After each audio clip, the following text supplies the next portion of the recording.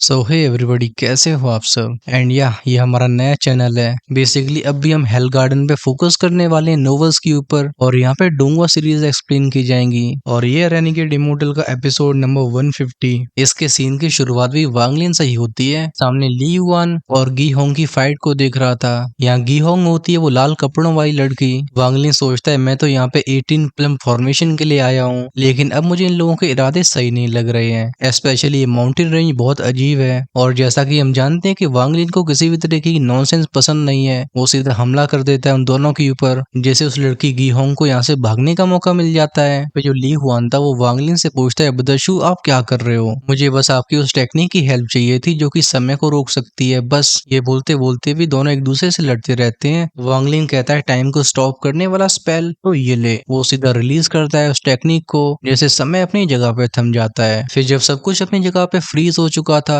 तो वांगलिन का फिगर सीधा अपीयर होता है ली वन के बगल में, और वो कहता है मुझे वो लोग बिल्कुल पसंद नहीं है जो मेरे खिलाफ स्कीम करते हैं। फिर क्या बैम के साउंड के साथ हम उस ली वन को फुटबॉल बनते हुए देखते हैं। लेकिन लगता है वो ली वन सच में कोई फ्रॉड नहीं था, इसलिए वो फिर से बोलता है, ब्रदरशू मुझे आपका वो टाइम स्टॉपिंग स्पेल इसलिए चाहिए क्योंकि उसी की हेल्प से मेरे ली फैमिली की वो शैकल्स टूट सकते हैं, वो सील जो कि मेरी ब्लड लाइन को बांध के रख रही है। वांगलिंग एक बार फिर से अटैक लॉन्च करके बोलता है, तो क्या हुआ, तुम्हारी ली फैमिली से मेरा कोई लेना देना नहीं है। ये सुन के वो ली वन भी समझ गया था कि चीजें नॉर्मली सॉल्व नहीं होने वाली। वो एक सीक्रेट टेक्निक का इस्तेमाल करके इस पूरे माउंटेनियस एरिया को कंट्रोल करता है, जिससे वांगलिंग प्रेशर में आ जाता है। एट द सेम टाइम क्योंकि ये पूरा स्पेस ही उसके कंट्रोल में था, तो जो भाग रही गी होंग थी उसे भी एक बड़ा सा हाथ स्पेस से तोड़ते हुए वापस ले आया था। ली वन उस गी होंग को गले से पकड़ के बोलता है, तुम मेरे हाथों से बिल्कुल नहीं बच सकती, और अब मैं तुम्हारा सेक्रीफाइस करके अपनी ब्लड लाइन के शैकल्स को हटाऊंगा। और वांगलिंग जो कि उस खास प्रेशर की वजह से अपनी जगह पे जमा हुआ था, वो मनी मन में सोचता है कि मेरा 18 प्लम फॉर्मेशन को हासिल करने का रिस्क कुछ ज्यादा ही हो गया है, मुझे यहाँ से जल्दी निकलना चाहिए। अभी ली युआन के हाथ में जो लड़की होती है वो ली युआन को उसकी फैमिली की धमकी देने लगती है, लेकिन ली युआन कहता है बहुत हो गया, मुझे तुम्हारी और बकवास नहीं सुननी। फिर वो उसे स्टोरेज रिंग में रख लेता है। फिर उसका ध्यान गया था वांगलिंग की तरफ। वो ऊपर से इस माउंटेन के प्रेशर को हटा के बोलता है, ब्रदरशू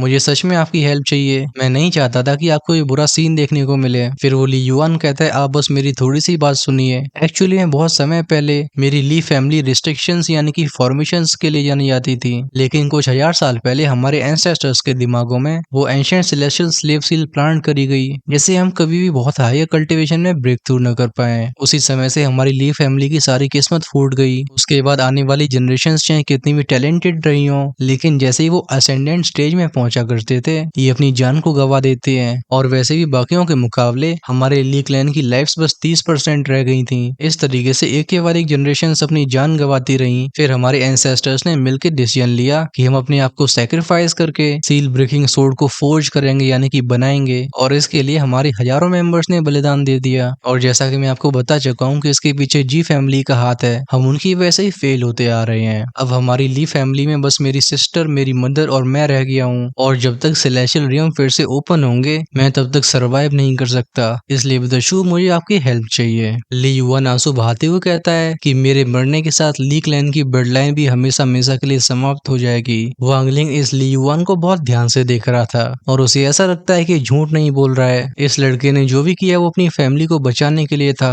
वांगलिंग बोलता है, ठीक है, लेकिन मैं तुम्हारे ऊपर भरोसा कैसे कर सकता हूँ? ली युआन जवाब देता है कि हमारे ली क्लैन में सिखाया जाता है कि अगर हमें हमला भी करना पड़े तो खुलेआम करना चाहिए, ना कि छिप के, किसी को धोखा नहीं देना चाहिए। लेकिन मैं मजबूर था, आपकी उस टाइम स्टॉप स्किल से ही मुझे सरवाइव करने का मौका मिल सकता है। फिर ली युआन अपनी स्टोर रिंग से एक जेड टोकन को निकालता है। इसमें उसी 18 प्लम रिस्ट्रिक्शन के पहले 13 फॉर्म्स होते हैं जिन्हें वांगलिंग यहाँ पे ढूंढते हुए आया था। वांगलिंग उस जेड स्लेब को अच्छे से स्कैन करता है और पाता है कि ली युआन बिल्कुल सच कह रहा है, और अब तक उसने जो भी किया वो पर्सनल डिफिकल्टीज की वजह से था, लेकिन उसकी इंटेंशन सिंसियर है। वांगलिंग कहता है तुम्हें बस वो समय को रोक देने वाला स्पेल ही चाहिए। ली युआन कहता है बिल्कुल, और मुझे कुछ नहीं चाहिए। फिर कुछ सोच के वांगलिंग कहता है ठीक है, रास्ता दिखाओ। इस समय ली युआन काफी खुश हो चुका था और वो वांगलिंग को ले जाने लगता है आगे के रास्ते पे, जो कि एक शॉर्ट शेप का माउंटेन होता है। ली युआन बीच में वांगलिंग को बताता है कि मेरे क्लैन की टीचिंग्स के हिसाब से हमें कभी भी 18 प्लम फॉर्मेशन की इसकी पहली 5 फॉर्म्स के अलावा किसी को बतानी नहीं चाहिए। लेकिन जैसे ही मामला खत्म होता है, अपने एंसेस्टर्स की बातों को न मान के आपको पूरी 18 प्लम रिस्ट्रिक्शन दे दूंगा। फिर धीरे धीरे हमें इस पूरी माउंटेन रेंज का नजारा दिखाया गया था, जहाँ पे चारों तरफ बस बहुत बहुत सारे पहाड़ होते हैं। खास बात ये थी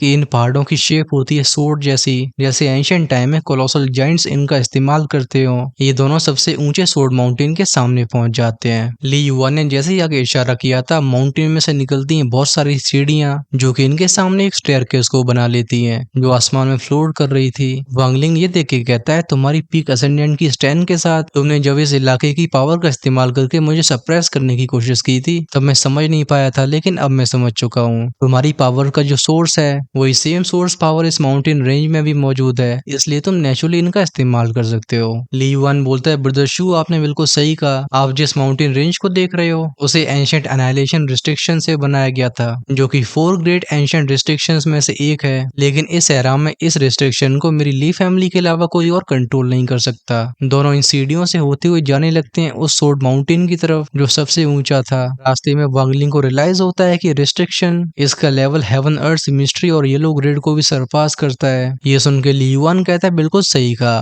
दुनिया को बस यही लगा था कि बस 4 तरीके की रिस्ट्रिक्शंस होती हैं। हाउएवर इन्हें अंदाजा नहीं है कि इसके ऊपर भी एक और चीज है, जिसे कहा जाता है वॉइड ग्रेड। और वॉइड ग्रेड को भी 4 लेवल में बांटा गया है। वो 4 ग्रेट रिस्ट्रिक्शंस जो कि सबसे ऊपर है। अगर कोई इन वॉइड रियम की रिस्ट्रिक्शंस को समझ लेता है तो उसके लिए दुनिया की बाकी रिस्ट्रिक्शंस को कंट्रोल करना बहुत आसान हो जाएगा। और ये बातें करते करते इन सीढ़ियों के एंड तक पहुंच जाते हैं, जहाँ पे एक ह्यूज केव दिखाई देती है। एंड फाइनली हमें लू युआन का वो सीन दिखाया जाता है जहाँ वो कहता है, फाइनली अब वो खत्म होगा, अब सब खत्म होगा। हालांकि बोलते हुए उसके एक्सप्रेशन अजीब से हो गए थे। फिर वो एक बार नॉर्मल होकर अपने कदमों को बढ़ाता है, लेकिन इसी मोमेंट में हम उसे घुटनों पे आते हुए देखते हैं। उसके चेहरे के एक्सप्रेशन डिस्टॉर्ट होने लगे थे। ऐसा लगता है जैसे कोई उसकी बॉडी को कंट्रोल करने की कोशिश कर रहा हो। इस सीन को देख के वांगलिंग बोलता है, ब्रदर ली, लेकिन कोई जवाब नहीं आता। और हमें सीन दिखाया जाता है ली युआन के सी ऑफ कॉन्शियसनेस का। वो बेसिकली अपनी सोल के फॉर्म में यहाँ मौजूद था। वो चारों तरफ देखे कह रहा था कि मैं यहाँ पे कैसे आ गया, ये मेरी सी ऑफ कॉन्शियसनेस है। इसी पर इस दुनिया में गूंजी थी एक मजेस्टिक आवाज, और साथ में चारों तरफ की अलग अलग तरीकों की रिस्ट्रिक्शंस अपीयर होने लगती हैं। ये वो र्यून्स थे जिनमें से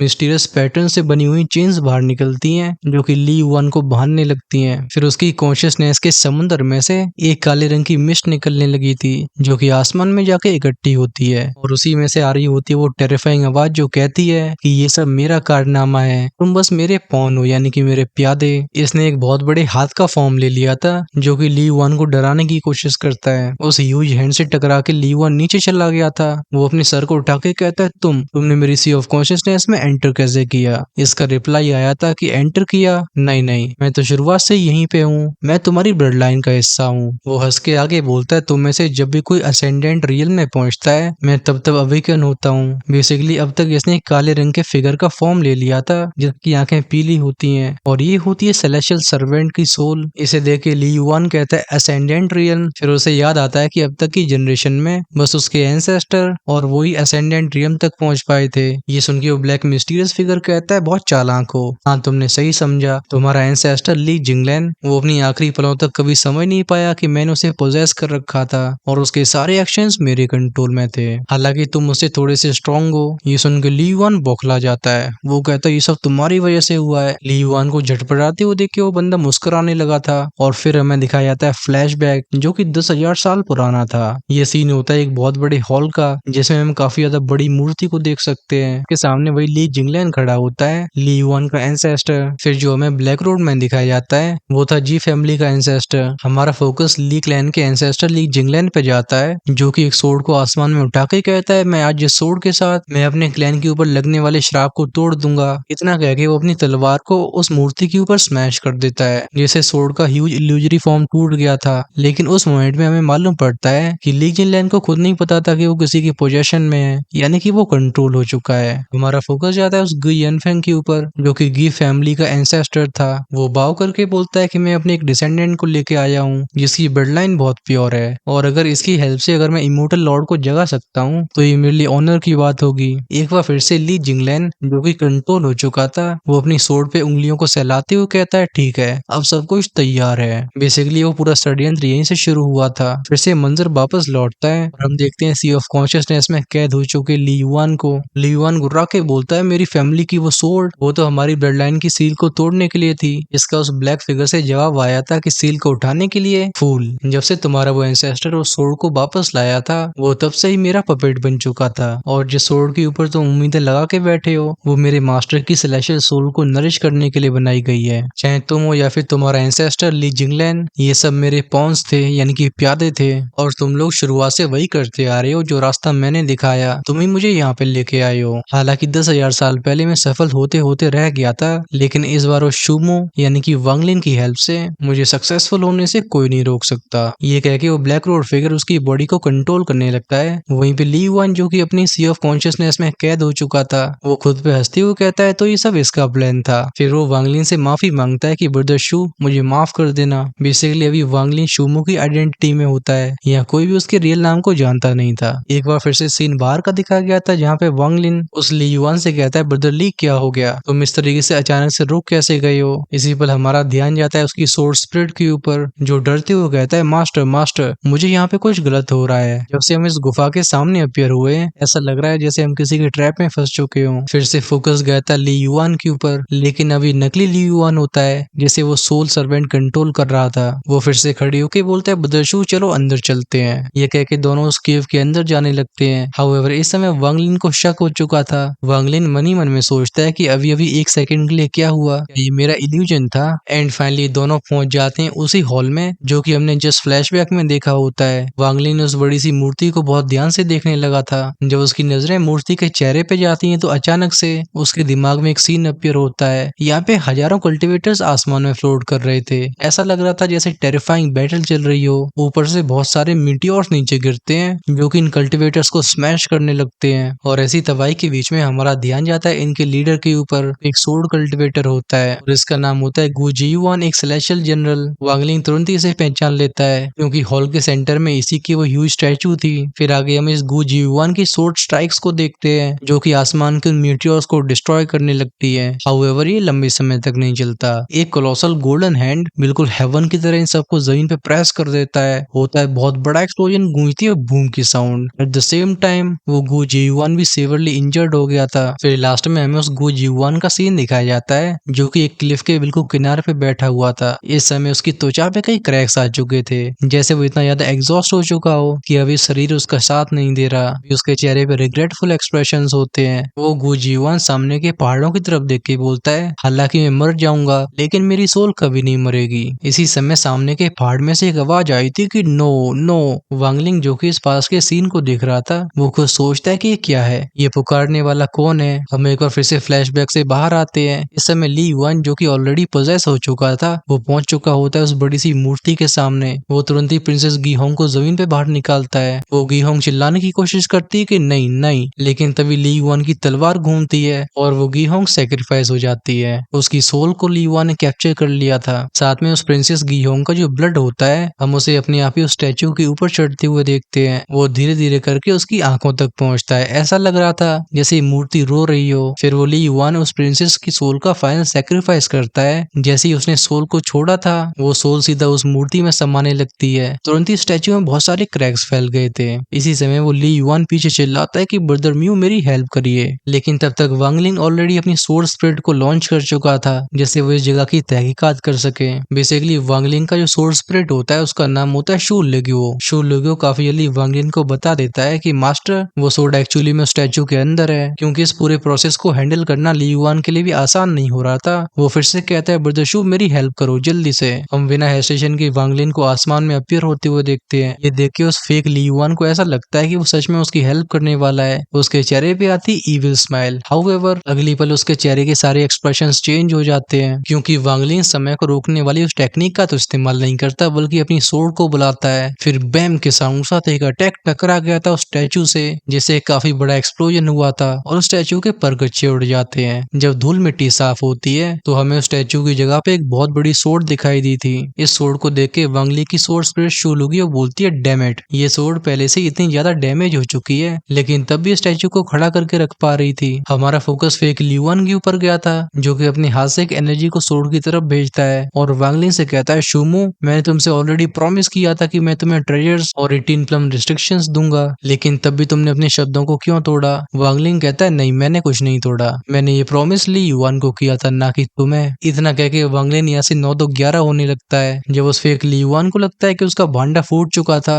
उसके चेहरे पे वो इविल स्माइल रिवील होती है। वो कहता है तुम कहीं नहीं भाग पाओगे, ये पूरी माउंटेन रेंज मेरे कंट्रोल में है। जैसे वो एक इशारा करता है, हम तुरंत ही जमीन में रेस्ट्रिक्शन पावर को फ्लो होते हुए देखते हैं, जो कि एक चट्टान के ऊपर इकट्ठी होने लगी थी और एक ह्यूज फॉर्मेशन को बनाती है। इसने पूरी माउंटेन रेंज को ढक लिया था। वांग लिंग जो कि यहाँ से भागने की कोशिश कर रहा होता है, वो अपनी जगह पे जम जाता है। उसके आसपास बहुत सारे रेस्ट्रिक्शन के र्यून्स अपीयर हुए थे। फिर स्पेस में से क्रैक बैम की साउंड गूंजती है। इसमें से निकलते हैं तो बड़े बड़े हाथ जो कि उसे पकड़ के वापस ले जाने लगते हैं। हाउएवर वांग लिंग भी इतना हल्का नहीं था। वो जब रिलीज करता है अपनी पावर को, तो वो दोनों कोलोसल स्टोन हैंड्स भी तबाह हो जाते हैं। फिर जब उस एक्सप्लोजन की डस्ट साफ होती है, तो हमें वो यिन कॉर्ड्स पपेट दिखाई दिया था, जिसे वांग लिन ने पहले रिफाइन किया होता है। हाउएवर इसे देख के वो फेक लिu युआन बिल्कुल परेशान नहीं होता है। उसके हाथ के एक इशारे पे जमीन फटती और निकलती है बहुत सारी रिस्ट्रिक्शन से भरी हुई चेन्स, जो उस यिन पपेट से रैप करके उसे घसीटते हुए लिu युआन के पैरों तक लेके आती हैं। लिu युआन उस पपेट की खोपड़ी पे लात रख के बोलता है, तुम बस इसके साथ मुझे हराना चाहते हो, लगता है तुम कुछ ज्यादा ही भोले हो। वो एक बार फिर से कहता है कि मेरी हेल्प करो, हो सकता है मैं तुम्हें जीने दूं।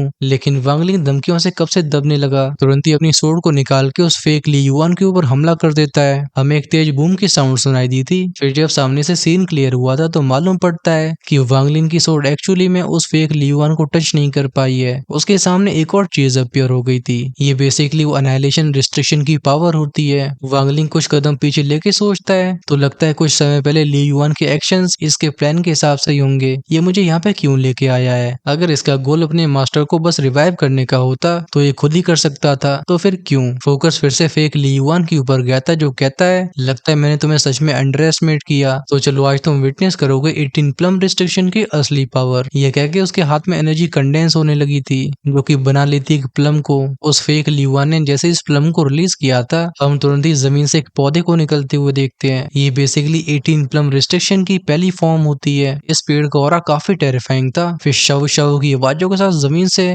बहुत सारी वाइन्स निकलने लगी थी, जो वांग लिंग के ऊपर हमला कर देती हैं। वांग लिंग भी बिना हेजिटेशन के अपनी सोर्ड को स्लैश करता है, जिससे वाइन्स टूट जाती हैं। और इसी समय का इस्तेमाल करके फेक लिu युआन उस पेड़ के पीछे गया था, जहाँ से वो एक टहनी को तोड़ के कहता है, मैंने तुम्हें ढूंढ लिया। द फोर्थ रिस्ट्रिक्शन, इसका नाम होता है ब्रोकन ब्रांचेस कैस्ट शैडोज। तुरंत ही जमीन से एक और प्लांट निकलता है, जो कि एक इंसान के फॉर्म को लेके हमला कर देता है वांग लिंग के ऊपर। हालांकि इसे वांग लिंग तोड़ता जा रहा था, लेकिन ये बार बार रीजनरेट हो जाया करती थी। वो इस वजह से थोड़ा सा कंफ्यूज हो जाता है। वांग लिंग सोचता है कि पूरा इलाका इसका डोमेन है और मैं इसे हेड ऑन फाइट नहीं कर सकता, मुझे कुछ और सोचना होगा। ये कुछ सेकंड्स के बाद की बात थी, जब एक बार फिर से वुडन पपेट उसके ऊपर हमला करने आया था। इस बार वांग लिंग जब उसे ध्यान से देखता है, तो पाता है कि वो पपेट अंदर ही अंदर से स्ट्रगल कर रहा था। ऐसा लग रहा था जैसे उसकी बॉडी उसके कंट्रोल में न हो। वांग लिंग समझ गया था कि यहाँ पे कुछ मैटर बड़ा है। फिर हम जान पाते हैं कि वो पपेट इसलिए स्ट्रगल कर रहा था क्योंकि सी ऑफ कॉन्शियसनेस में कैद होने वाला लिu युआन भी स्ट्रगल करने लगा होता है। ये बेसिकली उसकी विल पावर होती है, जो अपनी बॉडी के कंट्रोल को वापस हासिल करना चाहती थी। ये देख के वांग लिंग डिसाइड कर लेता है कि बाहर से तो मैं पूरी कोशिश करूंगा, हाउएवर अंदर से लिu युआन तुम बस अपने ऊपर ही रिलाई कर सकते हो। वांग लिंग के अटैक की फेरोसिटी बढ़ गई थी। एक के बाद एक सोर्ड स्लैशेस दिखाई जाती हैं। एंड फाइनली जब वो एक हैवी अटैक को उस फेक लिu युआन के ऊपर करने वाला था, तभी एक बार फिर से वो वुडन पपेट उसके रास्ते को रोकता है। इसी समय हमारा ध्यान जाता है स्ट्रगल करते हुए फेक लिu युआन के ऊपर। वो अपने माथे को पकड़ के बोलता है, डैम इट, मैंने हजारों सालों तक अपने मास्टर को रिवाइव करने की ये कहानी रची, अब मैं बस तुम्हारी वजह से फेल नहीं हो सकता। वो अपनी उंगलियों को माथे पे लगा के बोलता है कि तुम मेरे दाव को कभी हिला नहीं सकते हो, ना ही मेरे कंट्रोल को तोड़ सकते हो। वांग लिंग जिसने कई कदम पीछे लिए होते हैं, वो कहता है, दाव हार्ट। वो तुरंत ही समझ जाता है कि यहाँ मामला क्या है। अब वांग लिंग बस फिजिकल अटैक्स पे रिलाई नहीं करता, बल्कि वो यूज करता है पहने शब्दों का। वो कहता है, अगर तुम्हारा रिजॉल्व, तुम्हारा दाव हार्ट इतना ही मजबूत होता, तो 10,000 साल पहले तुम फेल कैसे होते। ये सुन के फेक लिu युआन बिल्कुल ट्रेम्बल हो गया था। वो कहता है, नहीं। At the same time sea of consciousness में कैद होने वाला वो लिu युआन भी काफी स्ट्रगल करने लगा था। एक बार फिर से हमारा फोकस वांग लिंग के ऊपर जाता है, जो कहता है कि जब लिu युआन ने मेरी हेल्प मांगी थी, तो उसने मुझसे कहा था कि मेरी टाइम स्टॉप टेक्निक की उसे बस इतनी जरूरत है जिससे वो स्टैचू को स्टेबलाइज कर चुके। लेकिन अब मुझे समझ में आ चुका है कि वो सब झूठ था। ये कहते कहते वांग लिंग ने समसरा की पावर को रोकने वाले उस चाबुक को निकाल लिया था। वो कहता है, तुम्हें मेरी इस टेक्निक की कभी जरूरत नहीं थी, तुम्हारा जो असली टारगेट था वो था ये चाबुक, जैसे तुम अपने मास्टर और अपने बीच के कर्मा को तोड़ सको और अपनी सील से आजाद हो सको। अभी सी ऑफ कॉन्शियसनेस में असली लिu युआन इतना स्ट्रगल कर रहा था, नकली लिu युआन के एक्सप्रेशन ट्विस्ट हो गए होते हैं। वो वांग लिंग से कहता है, इसे मुझे दे दो। वांग लिंग जवाब देता है कि जिस वजह से तुम 10,000 साल पहले फेल हुए थे, वो कभी भी किसी किसी बाहरी चीज की वजह से नहीं था, बल्कि तुम्हारे मास्टर जनरल गु जी-वन वो एक्चुअली में कभी अवेकन होना ही नहीं चाहते थे। और फाइनली इस एपिसोड के एंडिंग शब्दों को सुन के उस सी ऑफ कॉन्शियसनेस में कैद होने वाले ली युआन की सारी रिस्ट्रिक्शंस जो कि उसे बांध रही थी वो पफ पफ के साउंड से टूट जाती हैं और साथ में खत्म होता है ये एपिसोड भी। आई होप आपको ये अच्छा लगा होगा। क्योंकि हमारा ये चैनल नया नया खुला है तो रिक्वेस्ट है कि इसमें कमेंट और लाइक जरूर करना, जिससे जल्द से जल्द हमारी कम्युनिटी ग्रो हो सके। क्योंकि ऑनेस्टली तुम्हारी भाई के लिए 2 चैनल्स को मैनेज करना ऑलमोस्ट इम्पॉसिबल है, यानी कि जब तक चीजें ट्रैक पर नहीं लौटती हैं हम इस चैनल पर ज्यादा कंटेंट अपलोड नहीं कर पाएंगे। एंड ऑफ कोर्स अगर कोई एडिटिंग में मेरी हेल्प कर सकता है तो डेफिनेटली मुझे डीएम करो। चलो इस एपिसोड के लिए इतना ही। Until then take care.